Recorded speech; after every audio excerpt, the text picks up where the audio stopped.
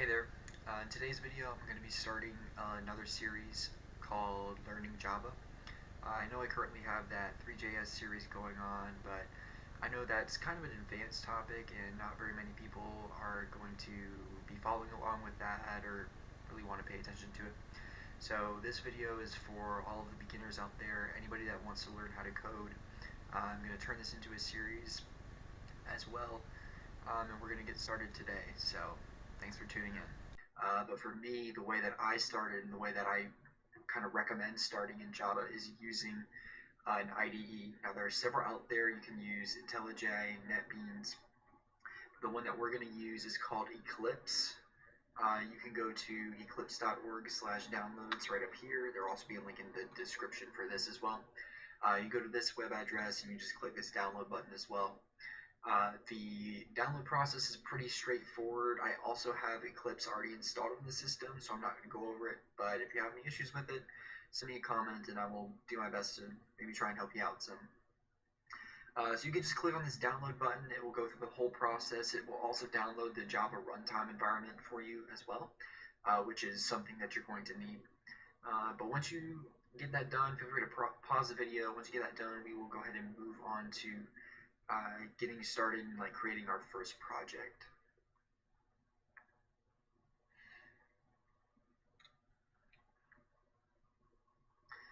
Okay, so hopefully you had a chance to pause the video and get the IDE downloaded and everything set up properly. Again, it's pretty straightforward. But this is what it looks like when you first open it. This is Eclipse, specifically my Eclipse workspace. There are so many different tools that are already integrated in here for you to make learning how to code so much easier. So to start, we're going to do the first thing that we do whenever we're making a new Java something. We're going to create a project, excuse me.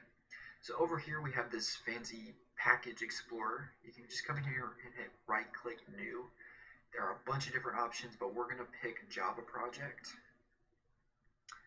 And you can give it a name for this. It will be, let's call it Learn Java. Finish.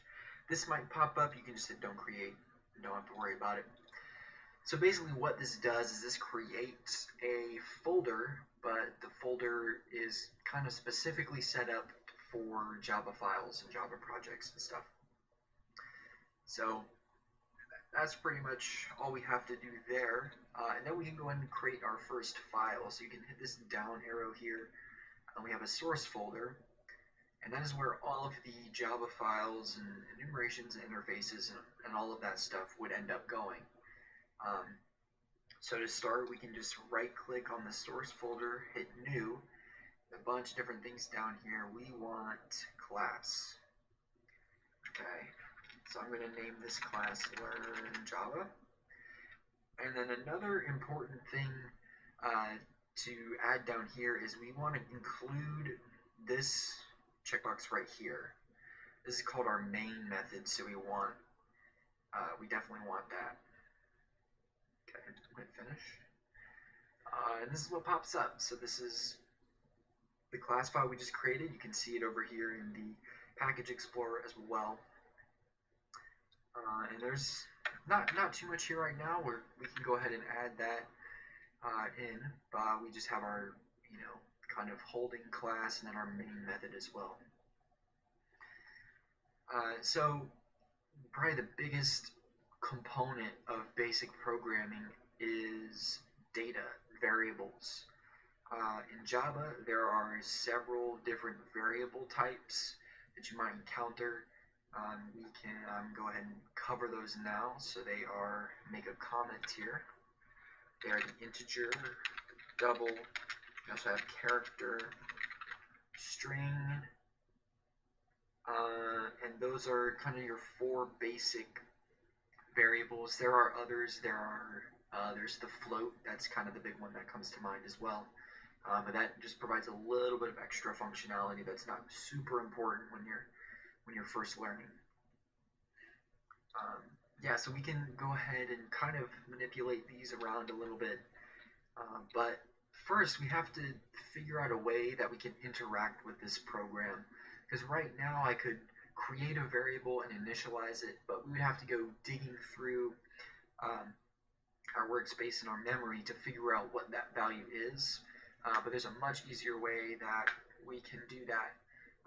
And that's called standard input and output. So in order to set this up in Java for the first time, we actually need to make what's called an import. Just give us a little bit of space here. And then we're going to type import java.util.scanner. So what this does is it imports the scanner object from the utilities library. That's a little bit more complicated. We'll cover that a bit further down the line. But essentially that's going to allow us to utilize standard input and output. Okay, so now we have to kind of set the scanner up. So scanner, I'm going to call mine keyboard. It's a new scanner system.in. Okay, so that's a lot of words. Essentially what we're doing is we're creating a scanner object. The scanner is going to read from system.in or system input. For now, you can think of that as your keyboard. So if you type something, this scanner will basically read what you typed and be able to do something with that data. And then we just name the scanner keyboard. You could name this anything. You could name this pizza. You can name this football. You can name this whatever you want to do. But typically what we try to do is name it something that indicates what it's used for.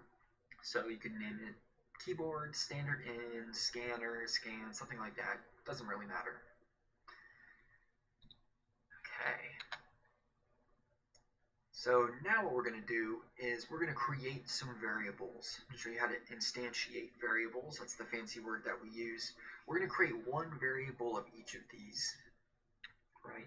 So the way that we instantiate variables, and we'll use integer first because that's kind of the easiest one, is we'll do the variable type, int, the variable name, so I'm going to say integer, and that is equal to some random number, we'll say 5. Okay. Same thing for double, so I can say double is equal to 5.0. So, can't name that. How about double dub? There we go. Alrighty. So these are what we call our basic numerical operators, integer and double. So basically an integer is a whole number. It's the same from the math world. Integers are whole numbers. They can be positive or negative. You can also make it 0. The double can be an integer as well.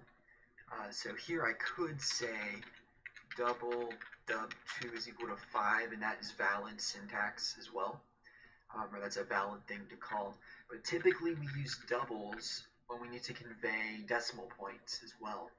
So the reason they're called a double is because they have double the number of bytes allocated in memory that an integer does. I believe it's 2 for an integer and 4 for a double, or maybe it's 4 for an integer and 8 for a double. Not super important, but we use integers for whole numbers and doubles for decimals. So the next one is called a char, or a character. Just say char, instantiate it in a similar way. I'm going to say char c is equal to, and then a character can only be one character. So we can say char h, right? So that's it. In these single quotes, I believe you can use double quotes as well, but we typically use single quotes for characters. A character, it represents, just one letter. It could also be a number as well. But then a number character works a little bit differently than an integer does, and we can cover that later. There's that. And then if you wanted to make like an actual word or sentence or even a paragraph, we use what's called a string. So I'm going to say string s is equal to hello world. And then semicolon. Cool. So the character is kind of just like that one letter or one number, and then the string is a whole sentence or a word. You can make a string one character. but that's not really a thing we do. So these are like the 4 basic data types here. These are what you're going to be interacting with the most. There are a couple of others, like I mentioned, the float earlier, that is also utilized, but that's utilized for more kind of high-level stuff that isn't going to be covered in this series. So last but not least, let's make our code do something. This is kind of boring. So what we're going to do is we're going to print something out to the console down here. The way we do that is systems. This is a reference to the system, same as up here. But instead of .in, we want .out. And then I'm going to say .println here. So I'm going to say, actually, we're just going to print S. Save. And then run. Perfect. So you run. To run your program, you're going to press this little green arrow up here as the run button. There's also some other features, but this one's the one you need to worry about now. And yeah, as you can see down here, it printed out hello world for us in the terminal. So that's your first functional piece of code. Thanks for watching this video. In the next video, we're going to start doing some much cooler stuff. We'll be using user input and some operators to create a fun little main method here. So see you next time.